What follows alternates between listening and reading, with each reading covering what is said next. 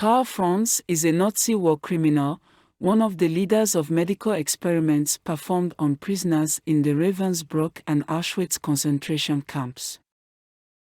Karl Franz Gebhardt was a doctor of medicine, a lieutenant general of the SS troops, as well as the personal physician of SS Chief Heinrich Himmler, with whom he had been friends since school days. Karl Gebhardt was born on November 23, 1897. As soon as he graduated from school, he went to the front of the First World War and graduated with the rank of lieutenant. At the end of the war, Gebhardt was captured, but for his military services he was awarded the Iron Cross of the first and second class. In 1919, he entered the University of Munich to study medicine. After completing his studies, Karl Gebhardt worked as a resident in the Department of Orthopedic Surgery at the University of Berlin.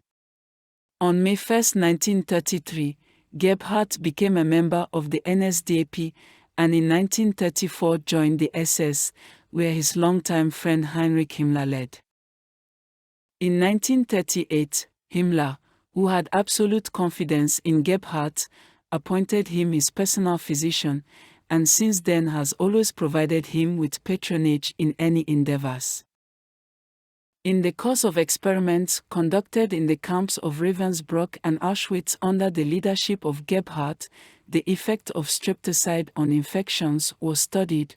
Wounds were inflicted on prisoners into which foreign objects were implanted and thereby infected with staphylococci, pathogens of gas gangrene and tetanus.